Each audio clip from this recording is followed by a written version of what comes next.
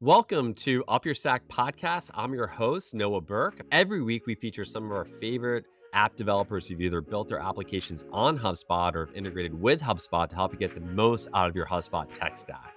And today, I have a really exciting company who's going to talk more about his application, Outfunnel, and we're joined by Andrus. Andrus, welcome to the show. Hey, hi Noah.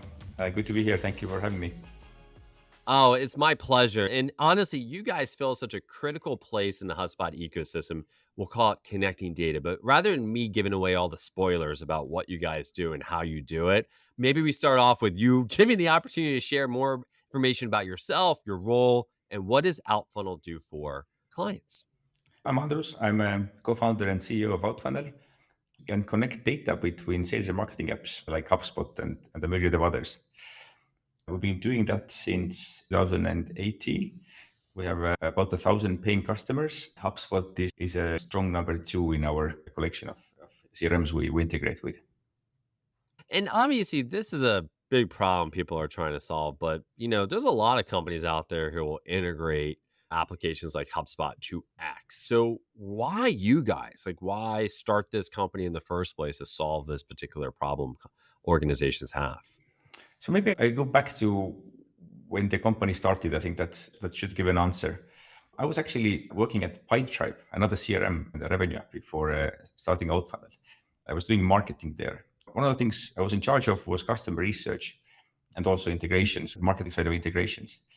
I realized talking to customers that people loved the sales software. They were finding it hard to connect marketing tools and workflows. So that gave me an idea. That sounds like a problem to be solved. Then quit Pipedrive and started looking for my next thing to do, and then talked to more than 100 companies around the world in different verticals, doing different things, using different CRMs, and asked what the problems were. And I learned that not only in the Pipedrive ecosystem, but also with some HubSpot customers, it was hard to connect sales and marketing tools together to really do it deeply and easily. So what we do is we help for the kinds of companies that want to use different sales and marketing tools. If you're somebody who uses HubSpot's Sales Hub and Marketing Hub, probably have nothing to offer you. But if you're using the HubSpot as a CRM and let's say Mailchimp or FTCampaign as a marketing tool, you'll find it that even with your operations hub, it's hard to get these two tools or three tools really tightly joined at the hip. So that's what we do. We help to mix your favorite tools without having to worry about whether the data is connected or not. So we'll do that for you. Well, Andrews, you said something really impactful right there. Before starting this, you talked to all of these customers. And it sounds like you've talked to plenty, hundreds perhaps. How did you start this conversation with them? Like, did you just pick up the phone and say, hey, listen, I see you have X software and Y software. What are your problems? Did you have a list of questions you were asking them? Yeah, I mean, in the very early phases of doing this customer research or customer development, you tend to ask very open-ended questions just to understand the problems.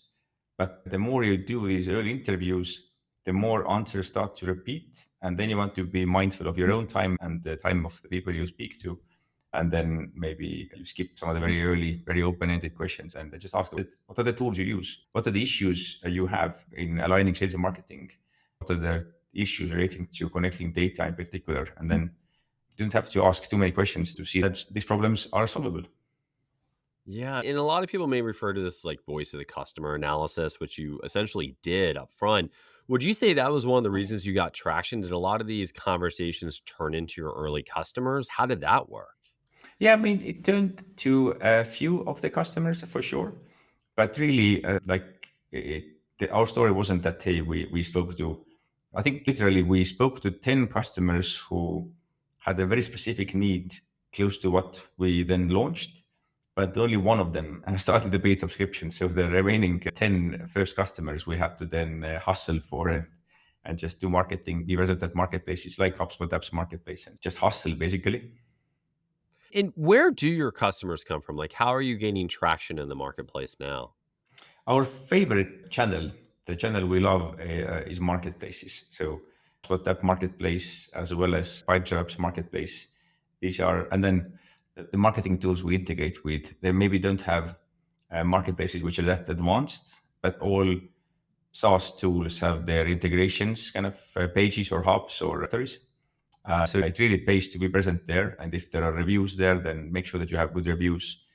Make sure that you're really putting your best foot forward, both in terms of your descriptions, your imagery, and user testimonials there.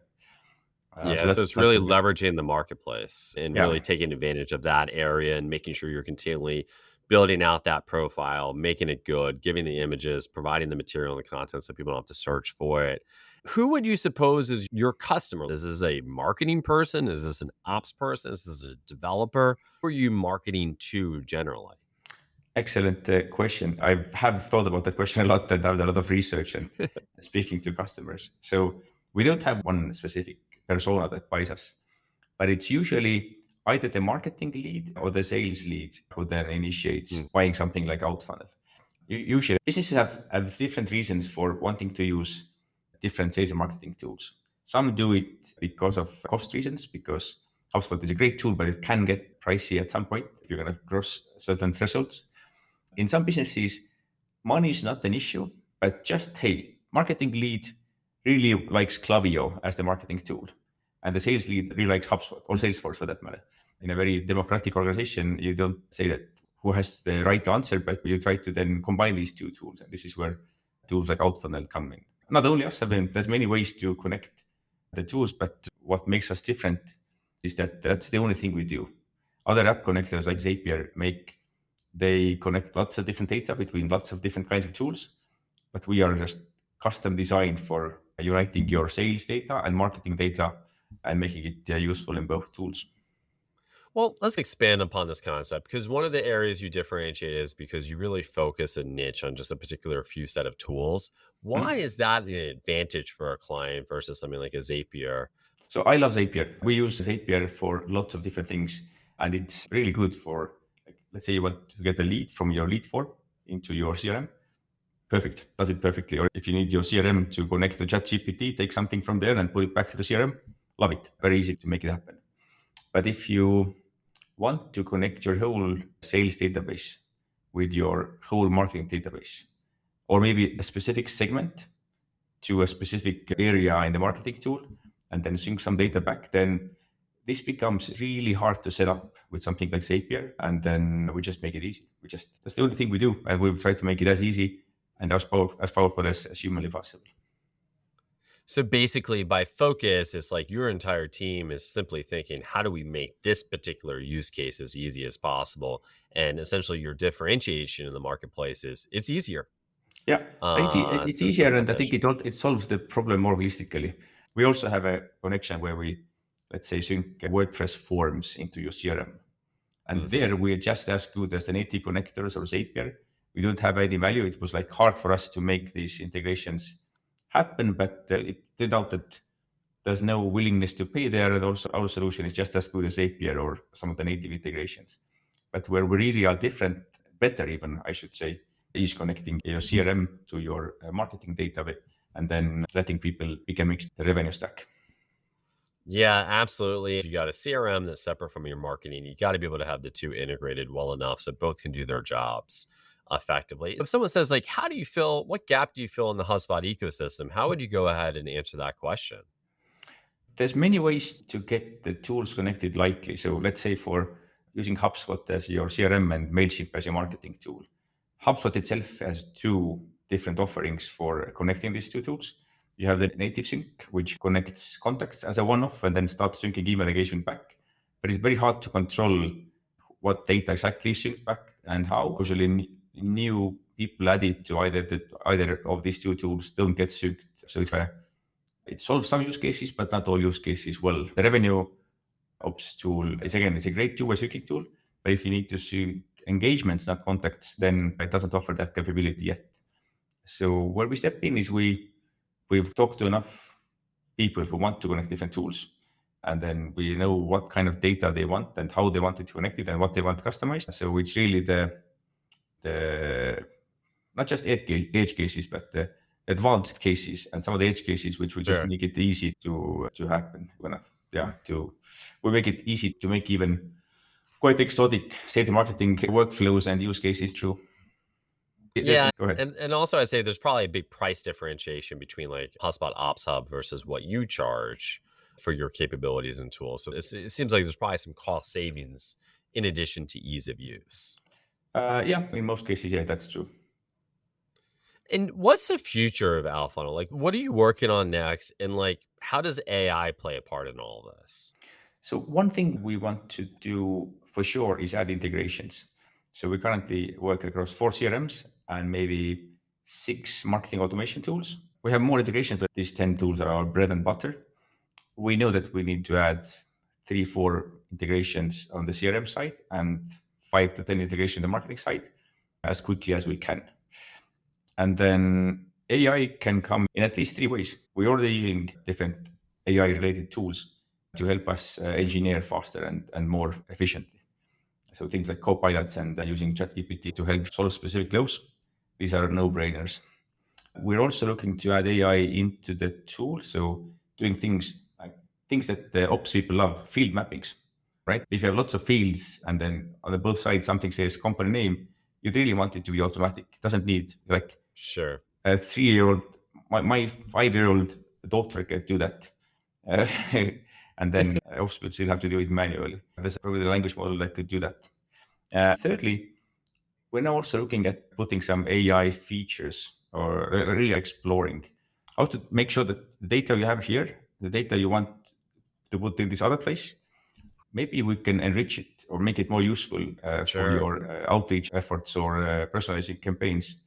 This is something which is more innovative and harder to do, but yeah, I think this is something we're looking at as Sounds like a possible next fun step.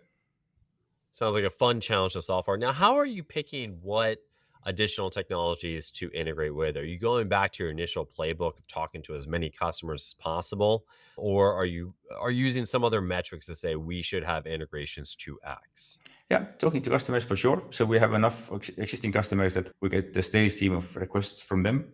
We also use kind of keyword research tools, SEO tools that give us search volumes of specific integration corridors. And then we have hundreds and hundreds of landing pages for Yeah, integrations which are coming soon. So that if people want an integration, they probably find us, and then we know how many interesting. people land there and then how many people submit early beta request. That is an excellent strategy. Creating landing pages for future Don't tell others. offerings. I will not tell anyone.